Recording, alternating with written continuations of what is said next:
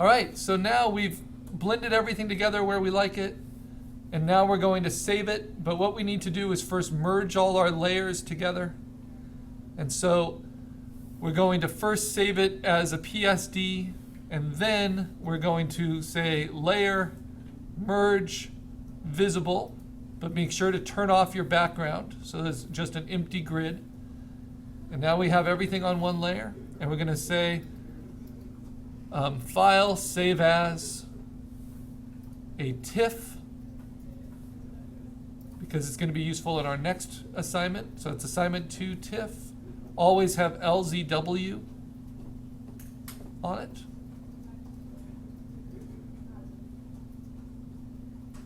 I'm going to give it a slightly different name.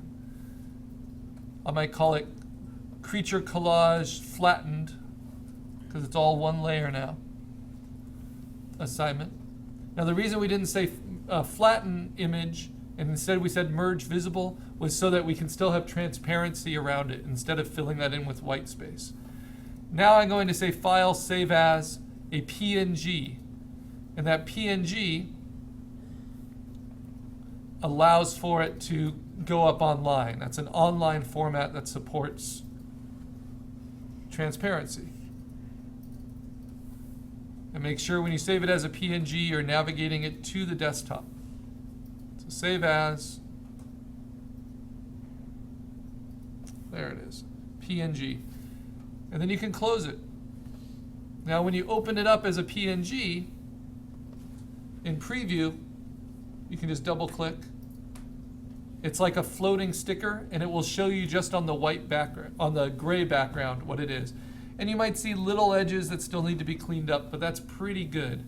We want to not have a lot of floating debris. So we did our very best job to cut it out and to flatten it all together as one image. All right, now for uploading to Photobucket, I'm going to open up Chrome, and there's going to be 3 things you submit for this assignment, for our second assignment. And you want to get them in by midnight tonight for sure to get a grade on it. And then we're going to do our critique today in class on any that can be submitted soon. So we go up to library. We go to Digital Art 1, Digital Art 1 assignments, assignment 2. And you'll see we have some submitted already. And we're going to go to the uploader tool once we're inside that folder, because then it will upload to the right folder. And then the first thing I'm going to upload is actually from my materials here. It's going to be my inspiration, the kids' drawing that I'm working from. So whatever your inspiration was, you can load it there. You're going to title that with your name and then the number 1 after it. Next, I'm going to put my sketch. And I did my sketch digitally, so I have to really quick open this up in Photoshop and save it as a JPEG.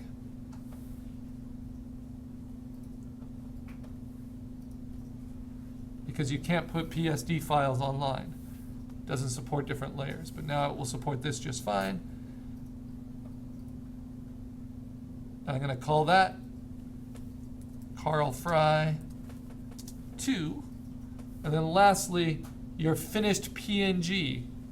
It should not be a JPEG. It should be a PNG so it has emptiness around it. And when we preview it in slideshow for our critique, it will show with black around it. And on the site, we'll see it with this pale kind of gray behind it. Now PNG takes up a little bit more memory than JPEG because it does support layer transparency. And I'm going to call that Carl Fry 3. And then I'm done. I can go back to the album, and you'll see how they show up. When I say slideshow for a critique, this is how we know whether it's a PNG or not. There's my inspiration. There's my sketch with my different component ideas. And there's my finished composite. And you see how it's just floating on the black background now. All right. Inspiration, sketch. It'd be great if your sketch could have the little components sketched in too. what creatures you were thinking of using. And then when this is uploaded, you want to not have the white background behind it. You want to load it as a PNG. And it will look like this in slideshow. And that way we can't get away with any kind of little fragments hanging out around our creature. And that will do it. That's assignment 2.